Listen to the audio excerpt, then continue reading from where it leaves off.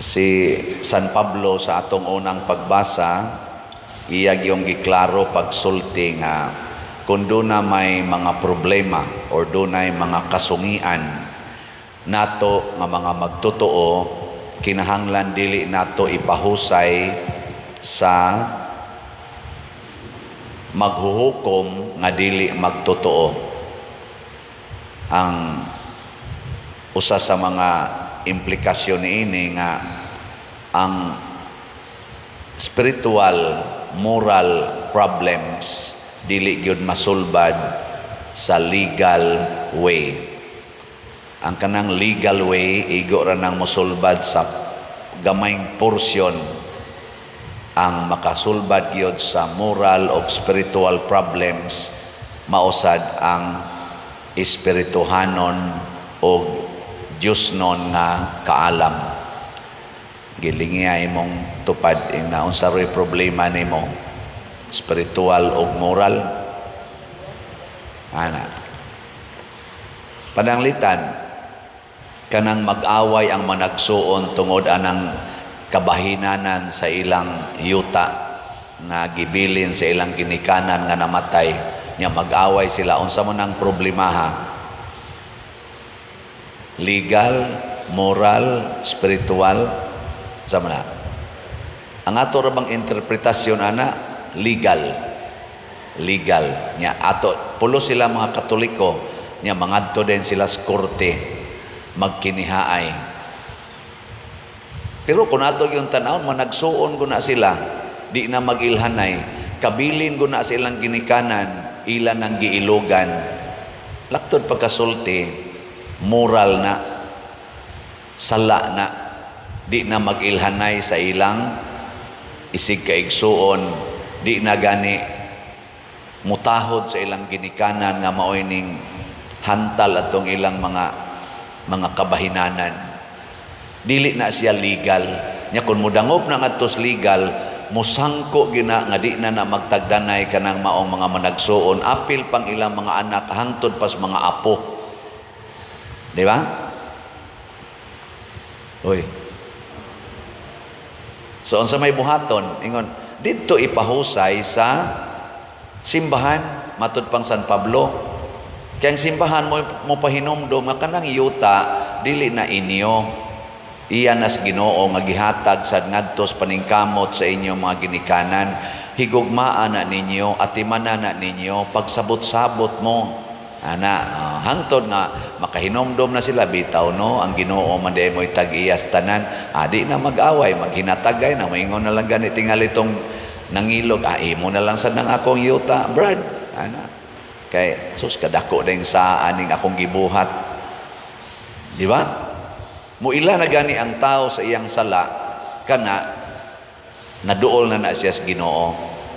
Muna si Kristo mipili og mga 12 ka apostoles dinhi sa atong ebanghelyo aron mahimong sinugdanan nga maoy mo padayon sa mga buhat nga gihimo ni Hesus nga gisulbad niya ang mga problema sa kalibutan. Ang mga Pariseo, ang mga Hudiyo nga mga leaders adtong panahon ni Hesus dili na makasulbad sa ilang problema. Nganuman nagsalig na lang sila sa mga tawhanon nga mga balaod, tawhanon nga katakos, kana bang gitawag nato tawhanong mga maghuhukom.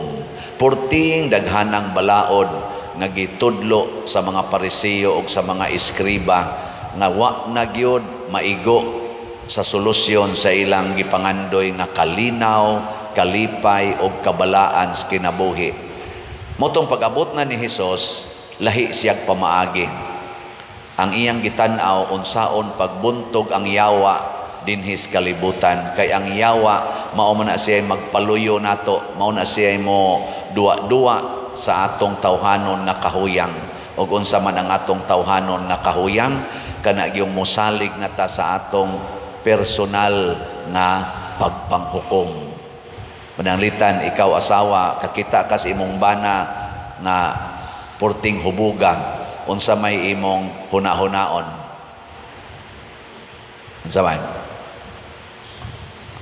Way batasan, nagpakauwaw lang gausik-usik lang ana. Pero di ka kakita nga iya day ng kahuyangan nga nabiktima day siya siyawa, nga giilad siya siyawa nga ang iyang kinitaan ihurot og inom, huyang day kaayo ang imong bana. Weak ba? Weak. Nga di makakakita na, imo din siyang bunogon, imo din siyang kasaban, imo din siyang palayason, imo siyang buwagan. Wa naman kakakita nga siya di ay nabiktima siyawa. Pero ari ka sa Diyos nun nakaalam, makaingon day ka, pagkahuyang sa akong bana. Nga mo na inikakita na nimo nga itong hubog na kayo, imo ding tabangan, nga inigabot sa inyo, imo ding atimanon, inikahuwasan na mo, ingon day imong bana, nanay loto diha day, nga pagkaon, ka wa ra ba ko kalungag ni ngano man wa man tay kwarta kay murag nahurot man to nimo gasto gabi. Hala, animala gining bisyuha nya wa taroy bugas karon tibok semana wa kitay kaon ani kay nahurot man gid nimo tapa magikuno kay gibiling utang dito ana nya gihurot ra balsa nimo suka na napay imong tuhod nangapangos kay nahugas kanal. Sa unya ikaw, unsa may imong gibati? Naguol ba yaon ta ko, pero saon man nga lab mantika. Kuan lang kita, inunungay lang kita ani. Unsa may imong unsa man kay batios bana ini ka kuan ni ana, ini ka experience niya ana. Magsige ni sa ingon animal gining bisyuha, animal gini. Biyaan ko na ning bisyuha. Sao man pagbiya day ika nay kobra sa akong sweldo tagain na lang kog pamliti aron di nako kapalit anang red horse ingkaw niya pwede man na utangon sa di na ko mangutang kay madaot ani. So siya na mo realize tungod kay ikaw ni antos, ikaw nagpaubos, ikaw nahigugma og mao man ay solusyon ni Kristo. Mao bitang ningon si San Pablo diri, dili ba maayo pa nga kita maoy tikasan kaysa kita maoy manikas? Dili ba maayo pag kitay lupigan kaysa kita maoy manglupig? Ngano man tungod kay kining atong wisdom nga tawhanon nga di kita magpadaog, di kita magpapildi, kita gihawd, kita gyud maoy powerful, musangko nis mga sala. Mao nang niingon diri si San Pablo nga ang magbuhat og dautan dili makasulod sa gingharian sa langit. Ang ato yung ultimate goal nganong magsunod ta aning atong mga pamalaod nga Dios non langit. Kay kining kalibutan mulabay ra ni. Unya kun magsunod tas balaod sa kalibutan, maglisod taglikay aning mga sala. Na tanawan ning mga sala gibutang niya diri. Ayaw limbungi ang inyong kaugalingon kay ang mga tao nga makighilawas nun o nagsimbas mga Diyos-Diyos o mga mananapaw o makighilawas sa isig kalalaki o isig kababae o kawatan o hakob o mga palahubog o tigbutang-butang o mga malapason sa balaod, dili makasulod sa gingharian sa langit. Kini man atong tawhanon nga kahibalo, kining ato ganing tawhanon nga mga balaod, dali kay malusutan og sala. Sama pananglitan, sala ba ang pagpatay? Sala, dili. Kusga. Pero naatay balaod nga abortion, naatay balaod nga euthanasia. Di ba? Sala ba ang pagpakighilawas sa isig kababae o isig kalalaki? Sala. Pero naatay balaod nga allowed na ang same-sex union. Malusutan ta ba? Malusutan. Sala ba ang pagpangurakot? Sala? Sala? Imagine na lang atong nasod. Nakalusot. Maupay mga haod kasagaran ang katong kusog mangurakot. Di ba? Malusutan ra dayon ba? Dagko kay niglungag ang atong balaod. Pero ang balaod sa Ginoo kinsa may tig-check ang Espiritu Santo. Ang gahom sa Dios mo'y mo check nato. Mao bitaw nga niingon diri sa atong tubag sa Salmo, ang Ginoo nalipay sa iyang lungsod. Nganong nalipay man ang Ginoo sa iyang lungsod kay dili makahari ang yawa diha sa lungsod sa Dios. kay ang gisunod sa lungsod sa Dios ang Espiritu Santo. Og ang yawa makit-an gid na sa Espiritu Santo, di na makalusot, pero sa mga balaod nato dali kay makalusot. Bisag mo gamit patag mga instrument kanang moingon nga makaditik og tao dito lawom sa yuta, malutsan ra gyapon ta ana, no? Oh. Pero ang Espiritu Santo di kita kalusot. Makit-an gyud hasta ang katong kinataguan sa atong kinabuhi. Mo na si Kristo kay wa man kalusot ang yawa, wa sad kalusot ang yawa diha sa mga apostoles. Unsa may nahitabo? Nanggawas ang gahom sa Ginoo. Matod pa diri sa atong ebanghelyo, ang mga tao nagpunsisok og duol ni Hesus o gustong mohikap niya kay gikan kaniya nang gula ang gahom nga nag-ayo kanilang tanan. Og tungod ining maong gahom, nawagtang ang mga sakit, nangawagtang ang mga yawa, nangabag-o ang kinabuhi, og nanindot ang katilingban. Pero kining atong balaod sa tao, og mao na lang gisaligan, musangko sa kamatay, musangko sa gubat, musangko sa panag-away nga wa na gyoy panaghiusa, kagubot o kalaksot sa katilingban. Mao na ang atong kalibutan karon, laksot na kaayo. Naa ang tanang problema, lawasnon, espirituhanon, moral, social, economic, naa nato gibombahan tag maayo.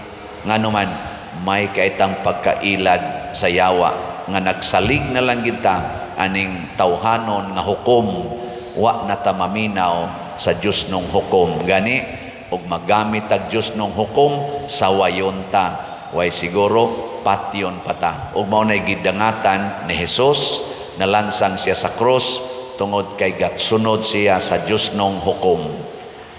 Si San Pablo ug ang ubang mga kauban, mga apostoles, nangamatay pudtog martyrdom. Si Lorenzo Ruiz, San Pedro Calungsod, nangamatay sad.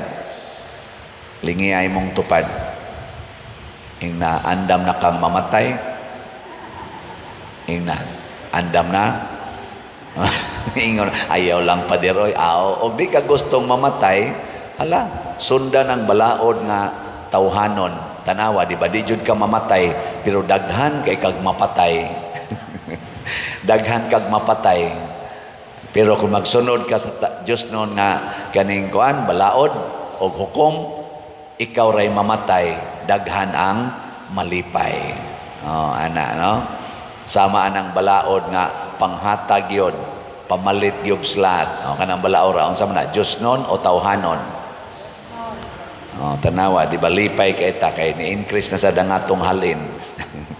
Pila na halin na to ron, sa atong SBF dag, niabot na og 37,863 ka slots ang atong halin. Yan napay 22,137 ka slots nga available. Nya doon na sa ni 16 slot challenge nga tag 8,000, nakadawat na sa tag 221 ka slots. Atong pakpakan ang namalit sa SBF dag. Padayon gitag palit. Diyos no ni siya. Ningkaw niya pa din mahurot atong kwarta na. Abangan ang susunod na kabanata. Ang Ginoo dili na matugkad sa tawhanon. Ang atong tawhanon moingon man ta, kung magsigi kog hatag mahurot ang akong pundo. Di na maoy gahom sa Ginoo. The more you give, the more you receive. And the more you give and give, the more you receive and receive. Na siya. So ang ato na sang sitiyo, nga slot, para ni sa atong pagpanghatag og mga bugas, ngadto sa atong mga kabos kayong pamilya, ato sa silang himuag balay, kasige na tarog evaluate sa mga applicants. 40 naman hinoong daghana, pero ay mo kabalaka ha, kay di na namo buhaton ang tanan. mulimit tag mga 61, no? 61 kabalay, pero ato lang tanaw asa ni abot og daghan ang muhatag aning atong sitiyo daghan pud tag mahimo tingaling mga balay, daghan pagitag mahatagan nga mga pamilyang kabos og tag 5 kilo packed rice. So ang atong halin niabot nag 4,345 ka slots. na apay 65,655 ka slots nga available nga tag 100 pesos per slot. 100 ra gyud na pesos. Kita ang ato dinhing gobyerno budget million, billion, pero murag way epekto kayo. Pero kita budget lang tag 100 pesos imong i-share, makatukod na nagbalay. Di ba? Tungod na sa grasya sa Dios. Unya makadawat pa jud kag daghang grasya. So salamat kayo sa namalit ha. Unya doon na sa ni 61 slot challenge, tag 6,100 per challenge. Nakadawat na sa tag 17 ka 61 slot challenge. So pakpakan na sad nato ang namalit sa Sitio MM. Nganong ato manggipakpakan ang Ginoo o ang namalit niini, makasinati ta sa gitawag og gahom sa Dios. Ang mga tao sa una magsunod ni Hesus, di na gani hapit manguli tungod sa grabing gahom. Pag-abot sa mga apostoles nila ni San Pedro, San Pablo ug mga kauban, ang mga tao murag gyapon gisuyop tungod sa ilang gahom nga gipanghatag. Pag-abot ni San Vicente Ferrer ug sa mga santos hangtod karon sa mga santoson nga mga tao, ang mga tao magsigig sunod kay masulbad ang ilang mga sakit, kasakit o mga problema. Mao na nga ningon gyud si San Pablo, ayaw mo paggamit sa tawhanong hukom, gamita gyud ang hukom sa simbahan, ang hukom sa Dios, kay igo gina sa imong problema, dili mapun-an ang imong problema.